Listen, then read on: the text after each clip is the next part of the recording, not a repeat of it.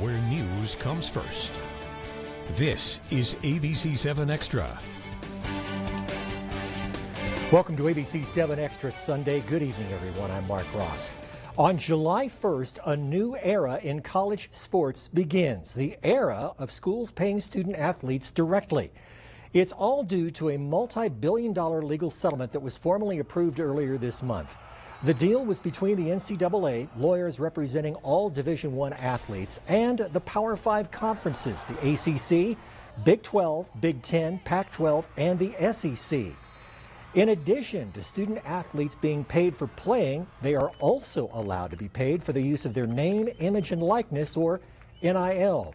Now, while this is a new era for college sports, it's also a confusing one for the universities themselves. Tonight, some insight into pay for play and what that means for college athletics in the borderland. Joining me tonight, UTEP Athletic Director Jim Center and UTEP head football coach Scotty Walden. New Mexico State University's interim athletic director, Dr. Amber Burge, could not join us for the program. And gentlemen, welcome to ABC-7 Extra Sunday. Thank you for coming on tonight. Yeah, thanks for having us. Gentlemen, I'd like to get your reaction from both of you when you heard about the settlement. What was your first thought going into all of this? Jim? So what I would tell you is we've been talking about it for nearly 16 months.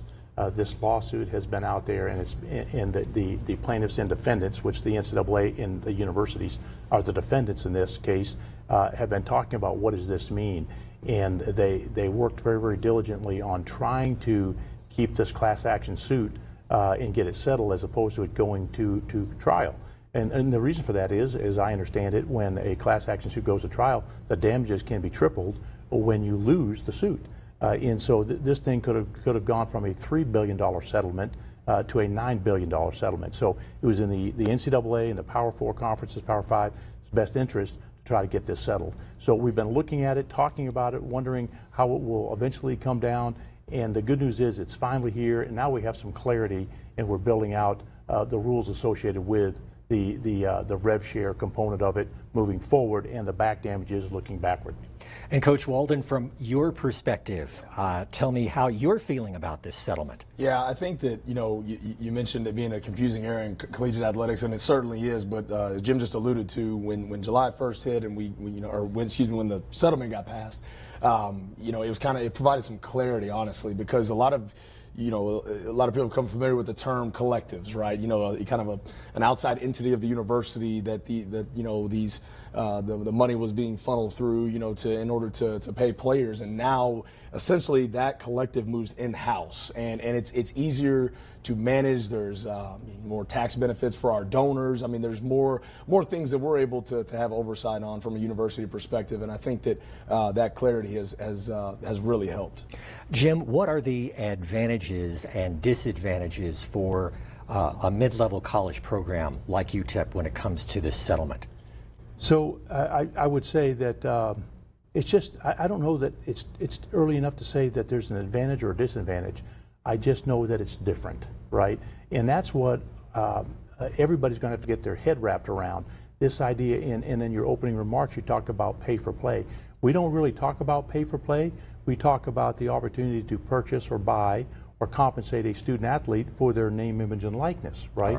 So it's okay. So it's a different way to think about what we're talking about. I'm not going to pay, and we're not going to pay student athletes for how well they play or to pay for us. We're saying we would like to be able to monetize your name, image, and likeness, Mark, or Joey, or Susie, and so it's different than you just being a player. And yet it's all wrapped up into one thing. Okay, so what we've always been able to offer are scholarships, and everybody for the audience here, room, board, books, fees, tuition. That's been a full scholarship.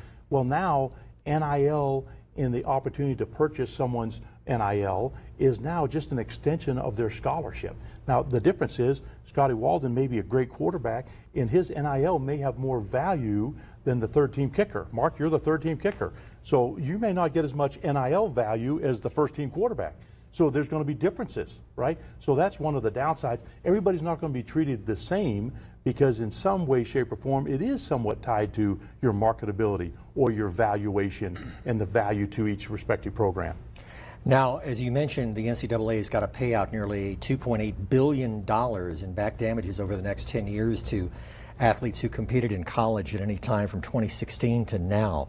What kind of a financial hit is UTEP taking in this regard? So each one of these schools are basically having withheld from NCAA distributions an equal or prorated amount to what they got over the last 10 years. So in Conference USA, that number for us is about $330,000 a year is being withheld from the NCAA to pay back damages to former student athletes. All right. Now, something I never thought I would hear when discussing college athletics is a salary cap. That cap is expected to start at $20.5 million per school for this upcoming school year. Now, of course, this is in addition to the scholarships and other benefits that the student athletes are already receiving. But it's important to note that that amount is allowed but not required. So how does UTEP work with that? Yeah. So let me just, I'm going to change some of the vernaculars that you're using. All right. Because we don't have a salary cap. That would connote that we have employees, right? We don't have employees, we have student athletes. So we're sharing revenue, but we have a revenue sharing cap, right? There's a distinction there, right? Right. I want to make sure we talk about that because this is a really big deal and it's probably where the next set of lawsuits will come from.